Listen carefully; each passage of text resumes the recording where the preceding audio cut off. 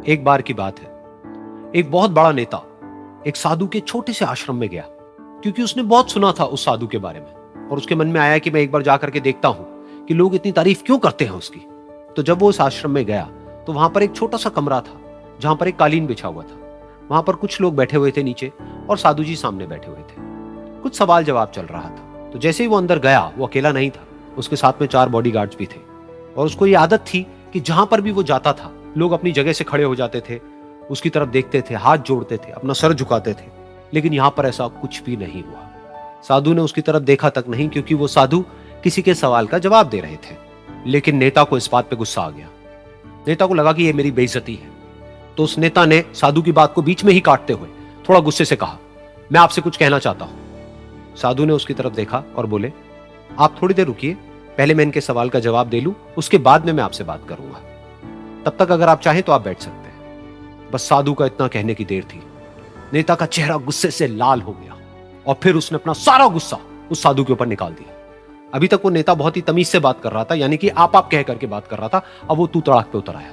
नेता ने उस साधु को कहा, तुझे पता भी है मैं कौन हूं और तू किससे बात कर रहा है? साधु ने उसकी तरफ देखा और कहा, मुझे इससे कोई फर्क नहीं पड़ता कि आप कौन हैं, लेकिन आप जो कोई भी हैं, अगर आप चाहते हैं कि मैं आपके सवाल का जवाब दूं या आपसे बात करूं तो आपको कुछ देर रुकना होगा। और साधु के ये कहते ही नेता गुस्से से पागल हो गया और वहीं सबके सामने चीखने चिल्लाने लग गया, अब मैं तुझे तेरी असली औकात दिखाऊंगा।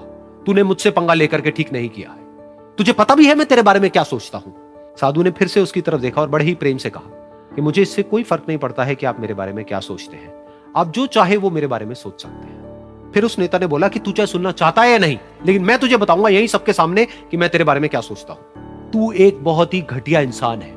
तू कोई साधु नहीं है, तू एक ढोंगी है, पाखंडी है और यहां पर जितने भी लोग बैठे हैं उन सबको बेवकूफ बना रहा है।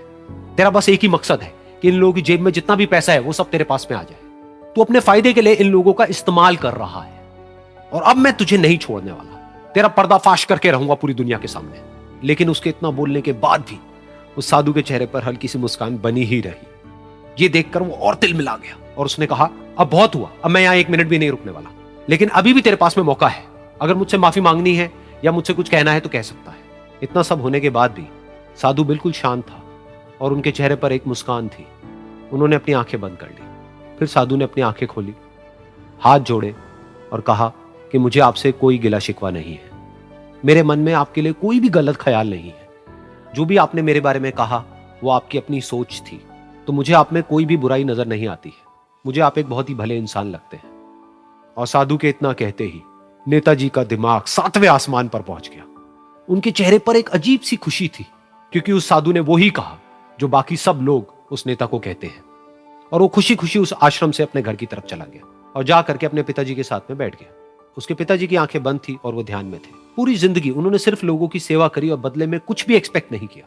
तो थोड़ी देर बाद जब उन्होंने अपनी आंखें खोली और देखा अपने बेटे को अपने साथ बैठे हुए, तो उनके बेटे के चेहरे पर आज एक अजीब सी खुशी थी जो आज से पहले उन्होंने कभी नहीं देखी थी। फिर उसने एक एक करके सब कुछ बताया कि आज क्या हुआ, किस तरह से वो आश्रम गया, वहां पर क्या हुआ, उसने क्या कहा, उन्होंने क्या कहा। तो जब इसके पिताजी ने पूरी बात सुनी तो थोड़ा सा मुस्कुराए और अपने बेटे को देख करके बोले कि उन्होंने तुम्हारी तारीफ नहीं करी है, क्योंकि उन्होंने वो नहीं कहा कि जो तुम हो, उन्होंने वो कहा कि जो वो खुद है।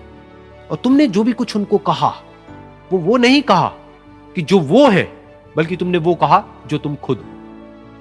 यही बात वेदों में भी कही गई है, यथा दृष्टि तथा सृष्टि। ये दुनिया तुम्हें वैसी नहीं दिखती है जैसी कि ये दुनिया है।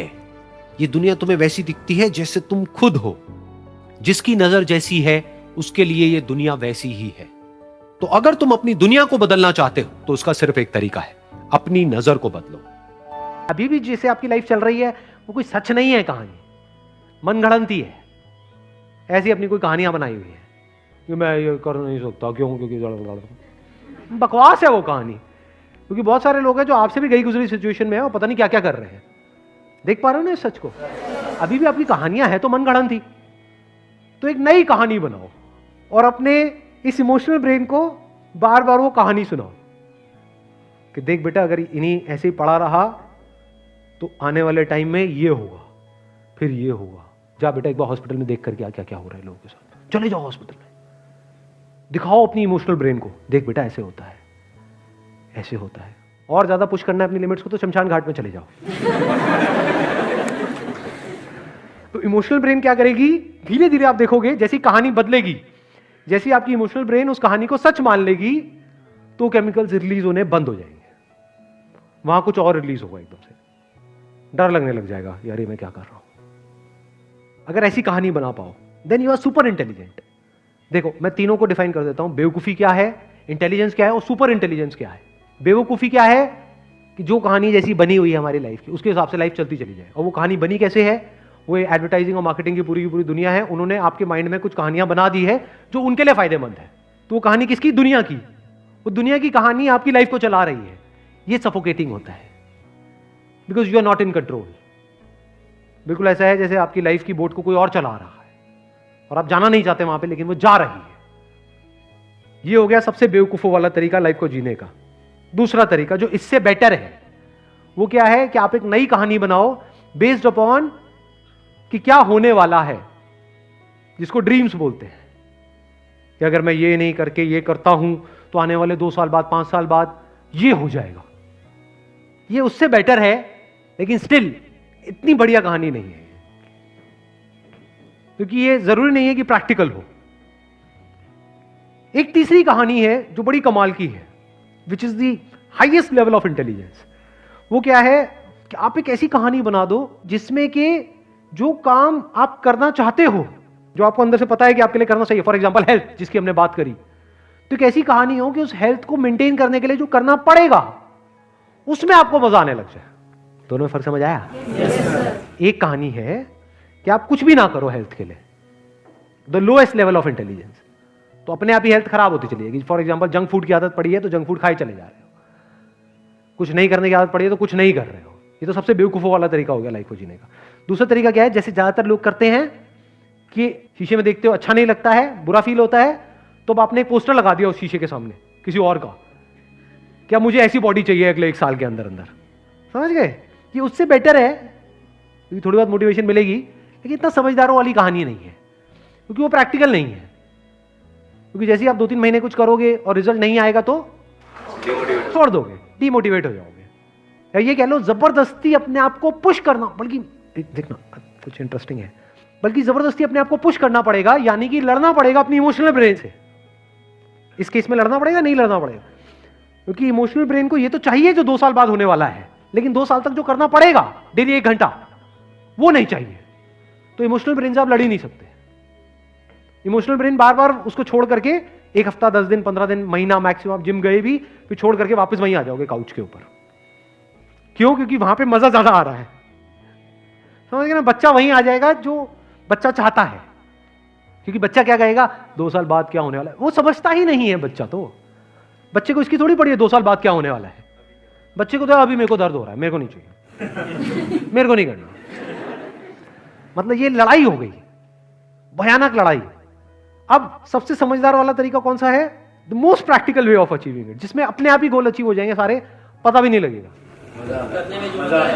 कि वो बॉडी को बनाने के लिए जो करना पड़ेगा। आपने प्लान ऐसा बना दिया कि डेली आपको 1 घंटे में इतना मजा आना चाहिए वो करने में, जितना बाकी 23 घंटे में नहीं आ रहा है। एक्चुअल में आना चाहिए आपकी इमोशनल ब्रेन को, मतलब करते करते ऐसा होना चाहिए कि दिस इज लाइफ, मजा आ रहा है, मजा आ रहा है, मजा आ रहा है, मजा आ रहा है। नहीं भी आ रहा तो शुरू में बोलना शुरू कर दो, कैसा लगा करने के बाद? मजा आया, करते वक्त मजा आया। समझे? तो अगर ये झूठ आप बोलते रहे कुछ दिन तक तो क्या होगा? आपको करने में मजा आने लग गया। अब वो करते रहोगे, मान लो 6 महीने, साल, 2 साल, 3 साल, 5 साल, क्या होगा? रिजल्ट तो आना ही आना है। तो रिजल्ट में भी मजा आएगा, करने में भी मजा आएगा, आदत भी बन गई है, और प्लस इमोशनल ब्रेन भी आपके साथ चल रही है। आपको अगेंस्ट जाने की जरूरत ही नहीं है। अब ये इमोशनल ब्रेन ये आप पे हावी हो जाएगी, वो आपको पुश करेगी बार बार करने के लिए। This is the most intelligent way of living life. Wish you all the very best. Thank you so much for coming.